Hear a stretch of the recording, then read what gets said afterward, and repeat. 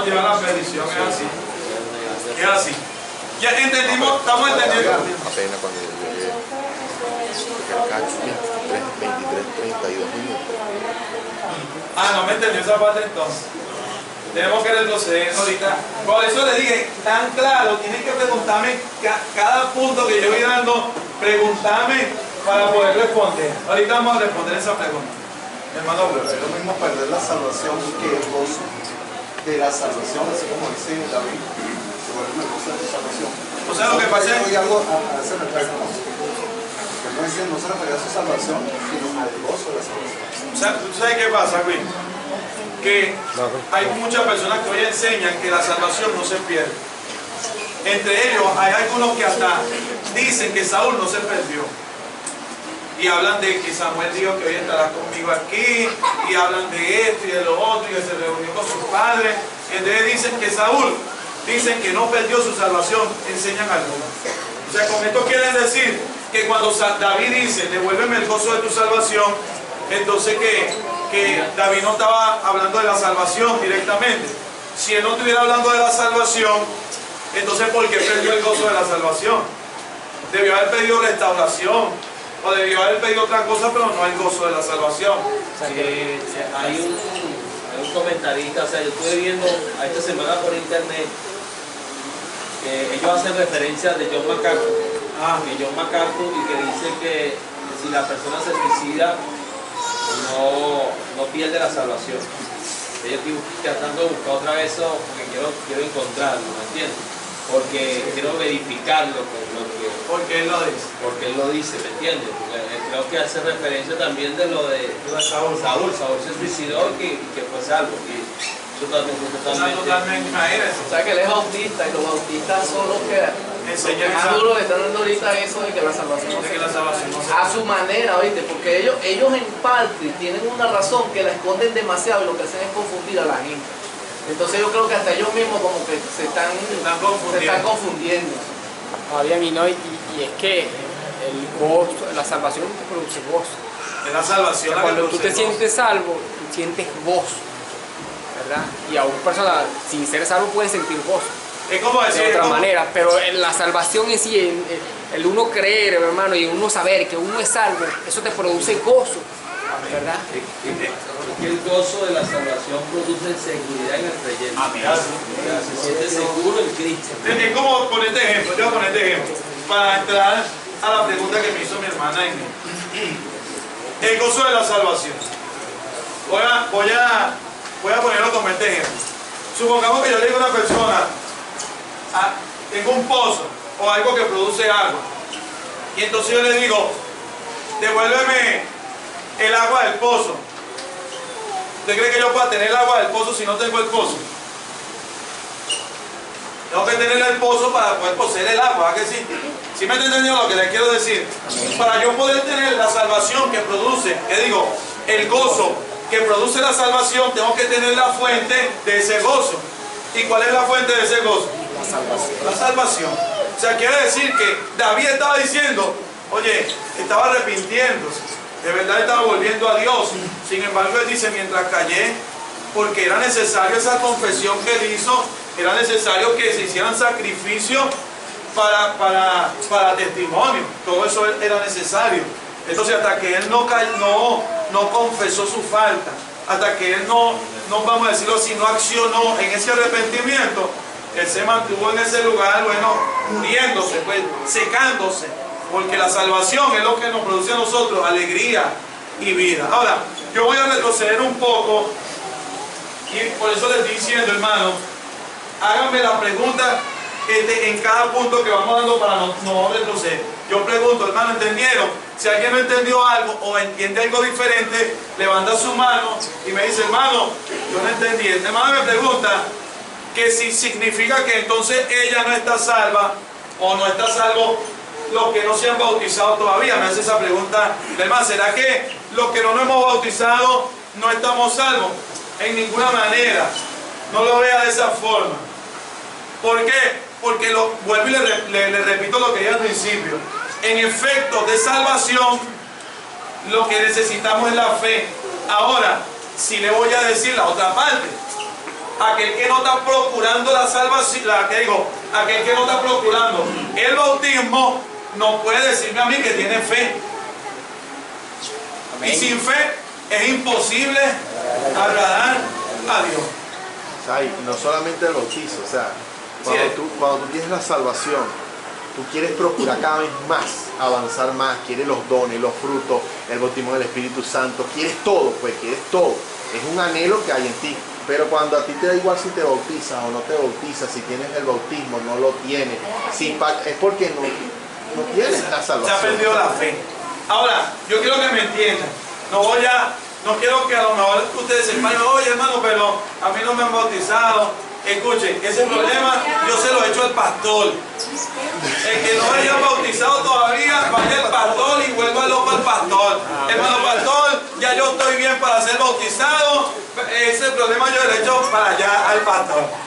Yo no sé, yo ahí me limpio, me lavo mis manos y seguimos adelante con la clase. ¿Ven? De ahí en adelante usted se la arreglará con su pastor.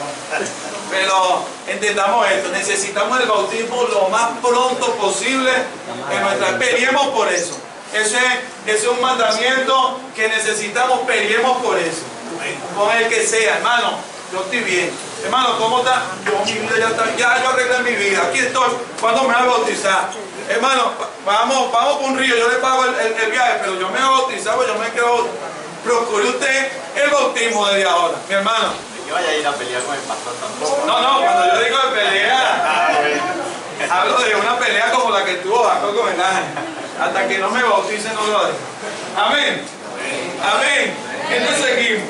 Hablamos de que viene morimos, haciendo un pequeño recuento, morimos en el bautismo, somos sepultados, nace una nueva criatura en Cristo, así como Cristo vivió en nueva vida después que murió y resucitó y caminó en esta tierra en cuerpo glorificado, para que nosotros también vivamos en esta tierra en cuerpo glorificado. Vuelvo y lo repito, el bautismo, vuelvo y lo repito, no quita, como dice este versículo que acabamos de leer en Pedro, no quita las inmundicias de la carne.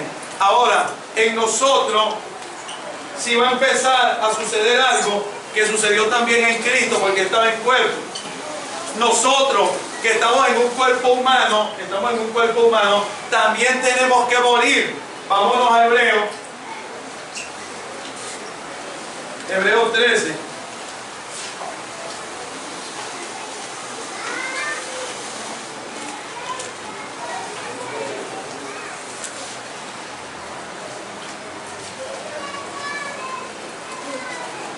Hebreos 13.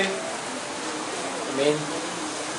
Del versículo 10 en adelante, Hebreos 13, 10 en adelante dice: tenemos un altar del cual no tienen derecho de comer los que sirven al tabernáculo, hablando de nuestro cuerpo, porque los cuerpos de aquellos animales cuya sangre a causa del pecado es introducida en el santuario por el sumo sacerdote, son quemados fuera del campamento, por lo cual también Jesús, para santificar al pueblo mediante su propia sangre, vamos siguiendo el versículo, ¿a que sí? Vamos siguiendo. Padeció fuera de la puerta. Entonces ahora viene nuestra parte y dice: salgamos pues a él fuera del campamento, llevando su vituperio, porque no tenemos aquí ciudad permanente, sino que buscamos la porvenir. Estamos hablando de que hay diferentes etapas, y por eso es que estoy hablando de toda esta forma. Hay diferentes etapas en la vida del creyente. Hay un niño espiritual que dijimos que es carnal, pero nosotros no podemos quedarnos en esa condición, y a veces esa es la condición que se nos hace más difícil dejar. Y usted no se da cuenta en algo, que los niños, los primeros años de su vida es cuando crecen más rápido.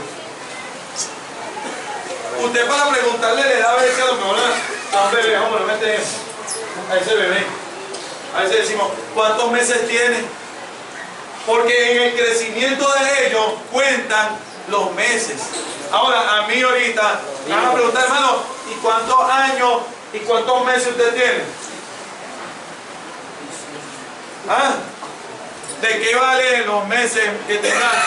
Yo digo, no, yo tengo tantos años de edad. ¿Verdad? Exactamente, pero en mí ahorita no van a contar los meses, sino que van contando son los años.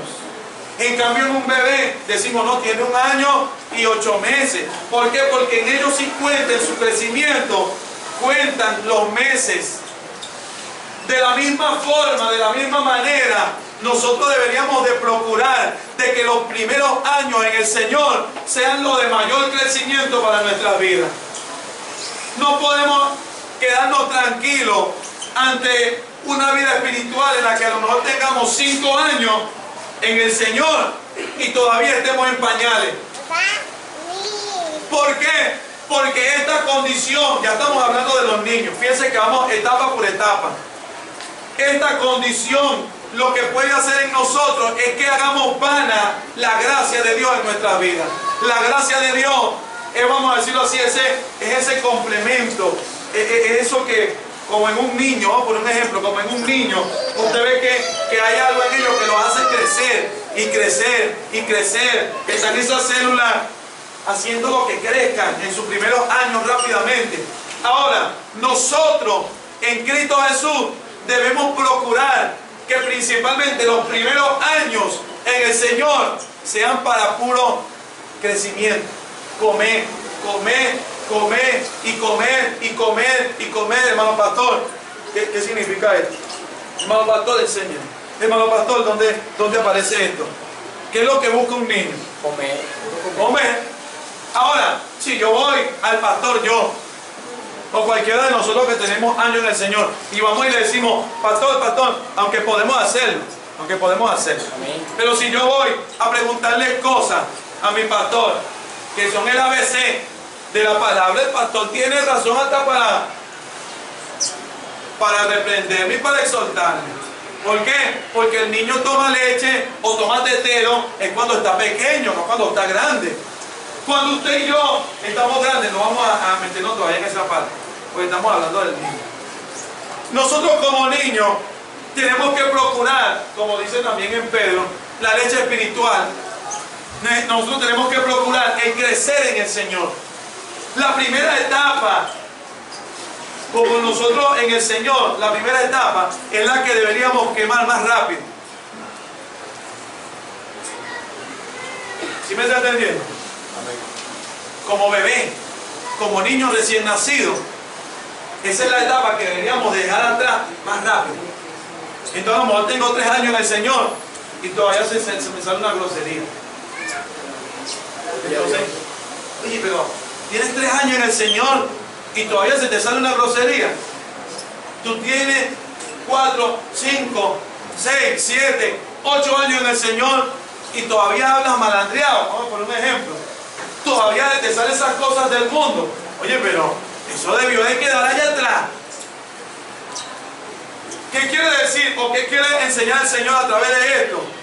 Que la primera etapa en nosotros, si no decidimos vivirla en el Señor, si no decidimos apegarnos a la palabra de Dios para que ella pueda surtir un crecimiento en nuestras vidas, nos vamos a quedar en el Señor. ¿Qué palabra puedo usar ahí? Enanos en el Señor. Hermano, ¿qué le pasó a usted? Pero, déjame un ejemplo. No, pero esa palabra es muy fea. Vamos a hablar de enanos. Vamos a suponer un niño, un creyente que tiene 15 años en el Señor. 15 años en el Señor. Y fornica. ¿Qué va a decir él? Ay, hermano, es que soy débil. ¿Será así? Pregunto, ¿será así? ¿Usted cree que una persona después de 15, 20 años en el Señor pueda justificar su pecado con que es débil? Debería ser así, ¿verdad que sí? Debería el creyente ya estar maduro para enfrentar. No significa que no pequemos, ya vamos a entrar a la otra etapa. Estamos hablando del niño, pero estoy hablando de que hay muchos de nosotros, habemos muchos de nosotros, que en nuestra primera etapa como creyentes no procuramos crecer, no procuramos alcanzar lo que Dios quiere de cada uno de nosotros que alcancemos.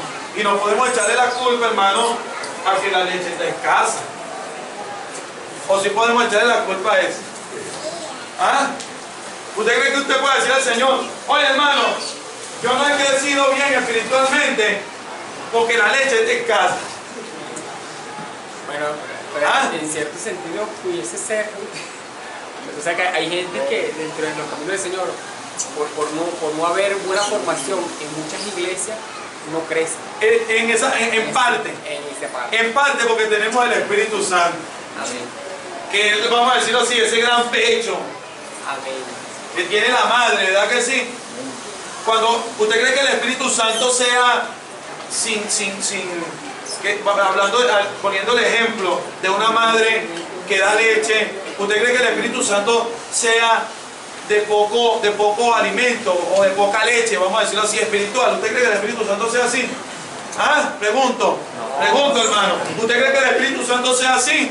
¿Verdad que no? Usted sabe que hay mujeres, y esto viene a raíz del pecado, que tienen poca leche y no pueden sustentar un bebé y a uno tienen que darle tetero y otras cosas. Pero el Espíritu Santo de Dios no es así. Aquí hay personas en esta iglesia que han salido de falsas doctrinas. Aquí hay personas que han venido de iglesias que están completamente pervertidas en mundanalidad, pero se han dado cuenta. ¿Por qué? Porque siempre han ido a donde está el Espíritu y han tomado leche espiritual. Amén. No hay justificación alguna. Amén. No hay manera de justificar nuestro crecimiento espiritual lento o una vida espiritual ahí poquito a poquito. No. Si la primera etapa de nosotros debería ser la más rápida.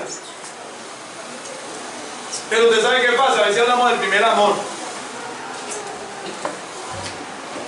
Ahorita vamos a hablar de eso. Vamos a leer un poco de la frase, porque no quiero adelantarme. Ser hijo de Dios. La doctrina del nuevo nacimiento le presenta, escuche, yo estuve hablando de todo esto a manera general, porque en esta clase, empezando, nos mete lo que es el libro de Primera de Juan.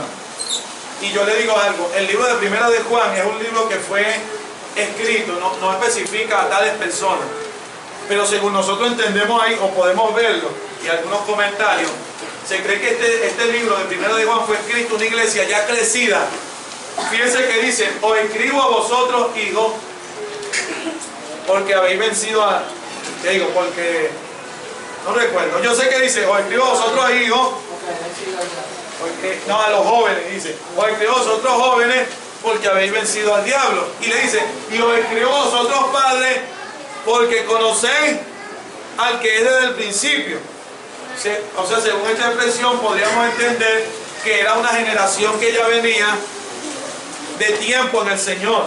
Hijos, jóvenes y padres que venían ya con un conocimiento en Dios. Ahora, el libro de Juan, si nosotros nos ponemos a leerlo y tratamos de aplicarlo a nuestra vida como niños, entonces pasaría lo que pasa con muchas personas, se sentirían perdidos. Dirían, no, ya yo estoy perdido, yo no puedo con esto.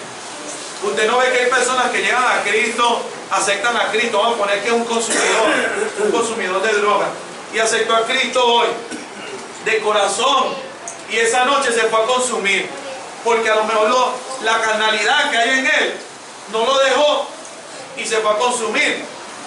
Usted no ve que el diablo a veces toma esto para apartar a la persona y le dice, tú eres malo, te fuiste a consumir, tú lo que estás jugando con el evangelio, y le empieza a decir y la persona se aparta.